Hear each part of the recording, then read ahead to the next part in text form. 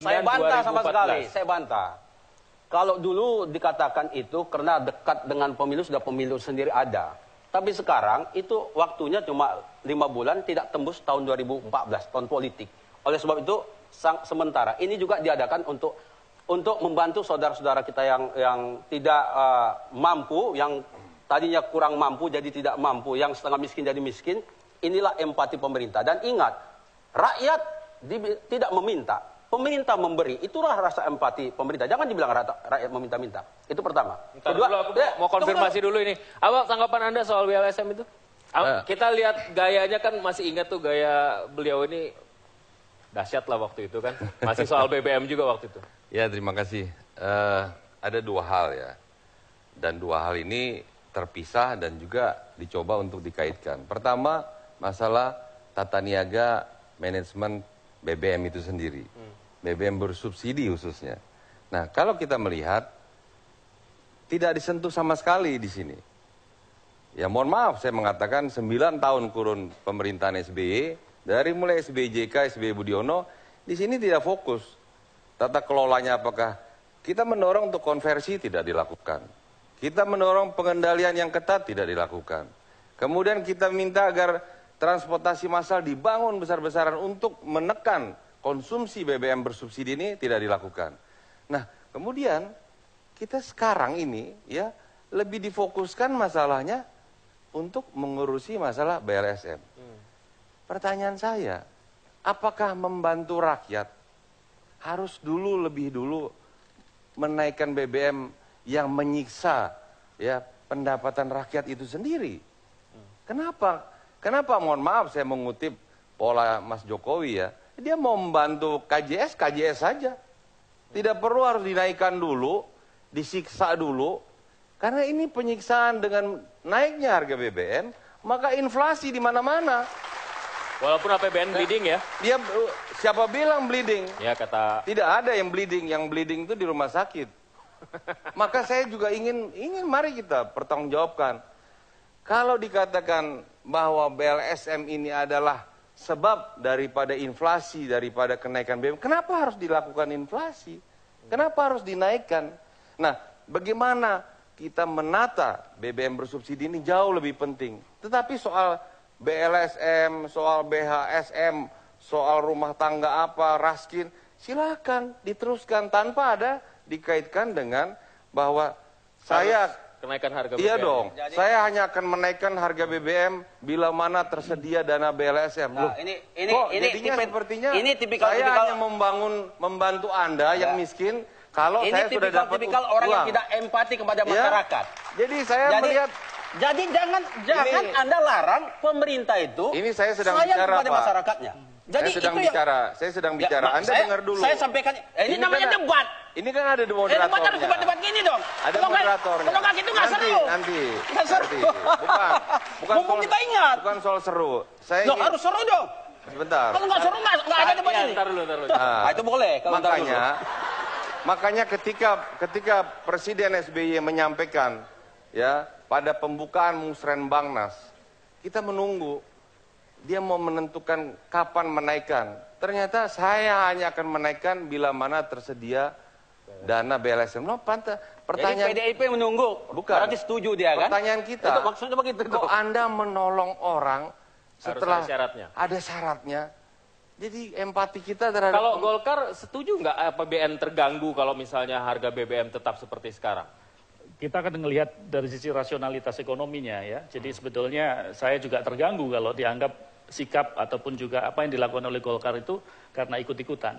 Jadi kalau kita menggunakan asumsi, kita ngitung-ngitung dikit ini, kalau 48 juta kiloliter kita pakai BBM bersubsidi, dengan kurs sekitar 9.600, itu namanya sekarang BBM subsidi. 10.000 loh. Ya, tapi kan kita pakai yang asumsi 9.600. Itu BBM bersubsidi 245 triliun. Ya, kalau tidak dilakukan kenaikan. Setelah dihitung apabila ada kenaikan dengan 2 harga, maka jatuh di 209. Jadi berarti ada penghematan sebetulnya yang diakibatkan apabila. Saya begini, kalau misalnya tidak dinaikkan, terganggu nggak APBN? Ya pasti terganggu. Secara Bleeding postur, nggak kira-kira? Secara postur ya terganggu. Bleeding karena begini, jangan salah ya. Kita melihat 6 bulan lagi persoalan ini akan kita hadapi bersama lagi. Karena tidak ditata. Bayangkan ya, Sekarang kita proyeksi 2014 kasih APBN dulu dia, tapi Pak, 52 juta kiloliter. Ya, kasih dulu. 52 juta Saya nggak kiloliter. boleh, dia boleh. Jadi ya kasih dia dulu. Enggak, saya juga Jadi harus adil. sehingga Tito, Anda pertumbuhan- hadir. Kasih dia. Ya, Kasih dia. Yuk selesaikan, ya, selesaikan. pertumbuhan Selesaikan dulu. konsumsi Kan begini ya. Tadi Jadi saya kan dia. akan Kalau BBM kita- itu tidak bisa. Kalau kita Yuk, berbicara anggaran, itu mesti utuh ya.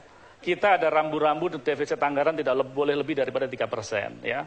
Kalau kita hitung sekarang ini kemungkinan defisit anggaran untuk lebih daripada 3% itu ada. Lebih dari 3%. Lebih daripada 3%. Itu kalau kita tambahkan dengan defisit yang terjadi di daerah ya.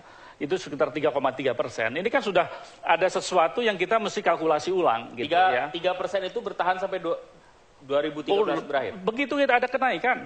Begitu ada kenaikan kalau kita tidak Akumulasinya sampai 2013 berakhir berapa?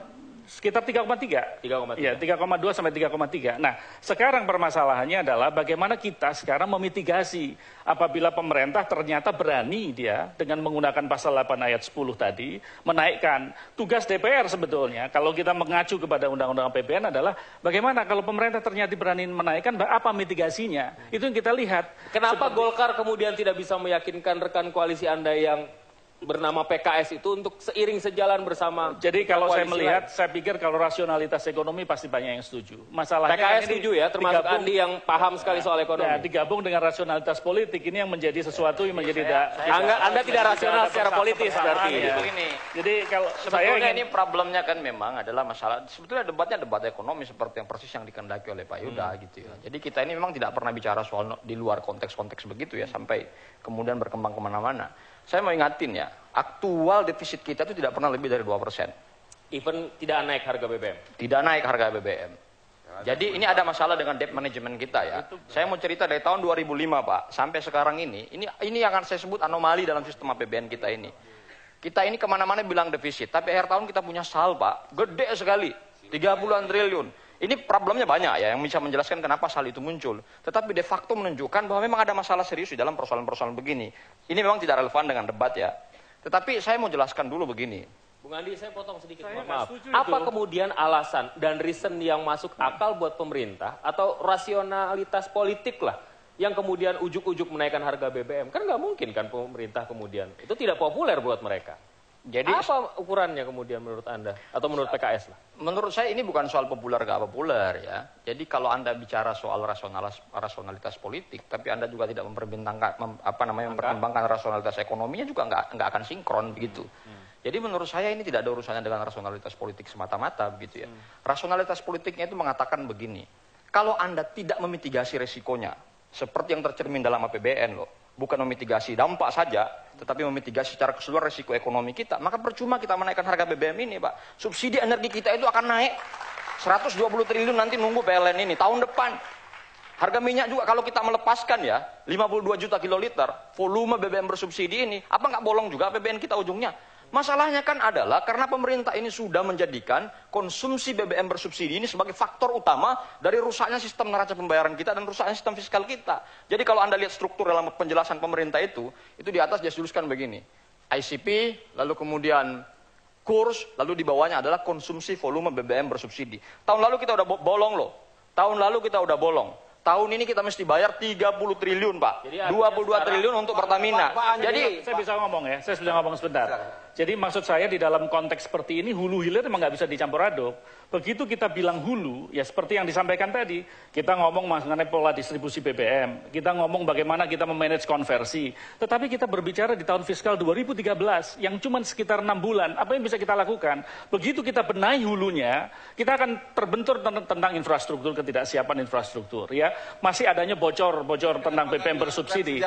Nah, makanya kita minta, paling tidak di dalam, betul, saya sependapat dengan itu. Tetapi kita kan harus ada jangka pendek dan juga harus ada jangka panjangnya. Jangka panjangnya secara paralel harus dilakukan, hulu dibetulkan. Tetapi hilir, ya manajemen kita di dalam mengelola subsidi itu harus benar dulu. Kami Mesti akan ingat kembali ya. sesaat lagi, tetaplah bersama kami.